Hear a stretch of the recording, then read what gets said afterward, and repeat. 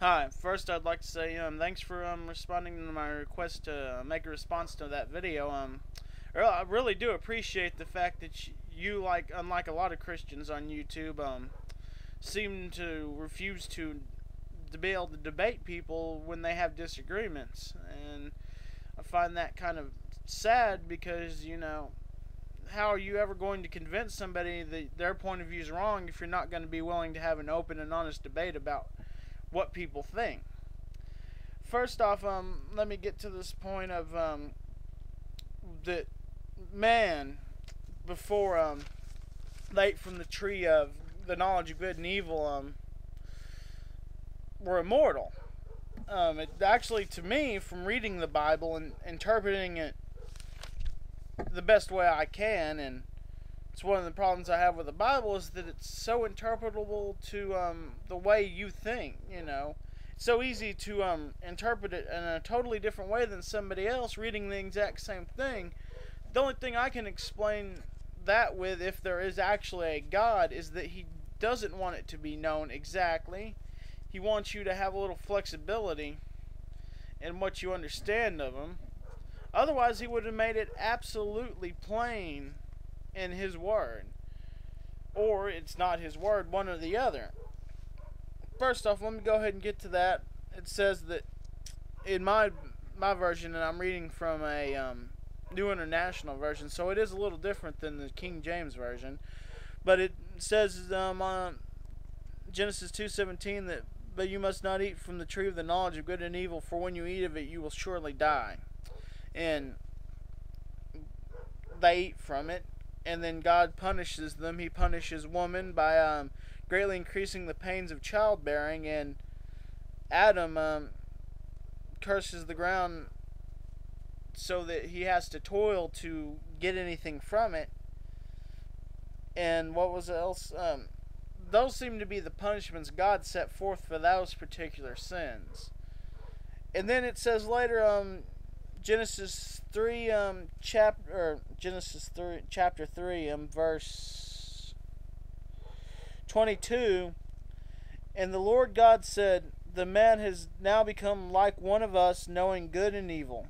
He must not be allowed to reach out his hand and take also from the tree of life and eat and live forever." Well, that seems to be saying to me is that God doesn't want them to eat from this tree of life, which doesn't mention in any of the previous chapters of Genesis that man wasn't supposed to eat of this tree. Anyway, it goes on to say that they basically are. So God banishes them from the Garden of Eden for this purpose of not allowing him to eat from the tree of life, which would make him live forever. Seems to be saying that he wasn't immortal.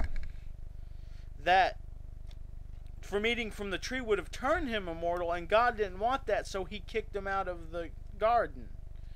That's what that seems to be saying to me, and maybe you interpret it differently, but like I said, it's pretty easy to come up with a totally independent interpretation of this book. But anyway, so I don't actually believe that we were ever immortal even in the eyes of God, which of course there are parts of the Bible that say that, but this part seems to contradict that to me. Anyway, going forth of the blood sacrifice, well, I understand needing some sort of payment or something for sins, but as I say, what about from Adam eating from the apple to Jesus? All these people didn't even have the option of Jesus as a payment, correct? So therefore, they have no choice but to go to hell, do they not? Not only that, but supposedly we inherit the original sin. I'm guessing that you actually believe that. I know there's a lot of different interpretations of the Bible on things like that, but if you believe in the original sin, the sin passed on from the Father to the Son, that means from everybody since Adam decided to eat from the tree to Jesus, we're all sinners without choice. They had no choice. They didn't say, "Hey, let me be born a sinner." No, they were forced to be born a sinner. And so they were forced to go to hell because not only were they born sinners without choice, they also never had the choice of getting Jesus to relieve them of those sins. So they all, from your interpretation apparently, are all going to hell without choice. But let me get to hell itself. I know there's actually a couple of different schools of thought in the Christian community about what hell is, and before I can really go much further on that specifically, I'd like you to give me your interpretation of what hell's like. If you're one of the people who thinks it's going to be the eternal damnation, the gnashing of teeth, the place where the worm does not die and the fire does not get quenched, the place of unspeakable horror, is that really justice to allow anybody to go there? I mean, couldn't God just as easily make a place different than hell to send people who didn't believe in him?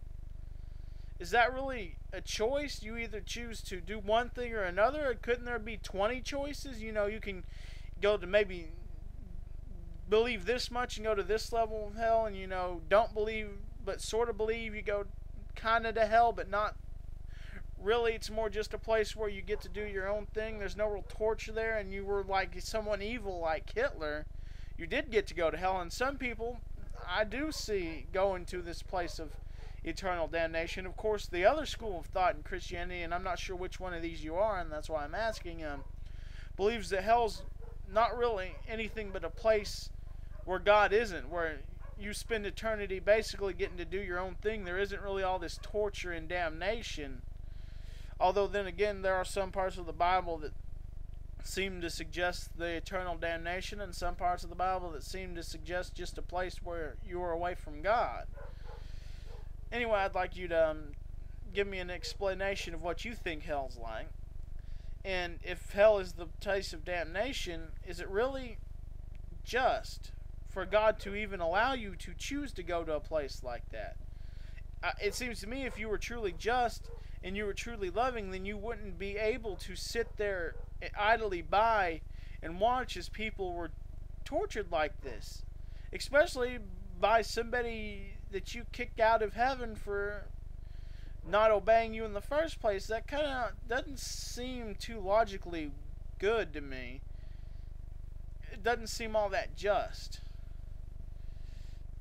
Anyway, I hope that gets us started on this debate. I noticed you said part 1, and maybe you were going to answer some of these questions, but I figured I'd go ahead and respond to this anyway. Anyway, thanks for actually being willing to debate me.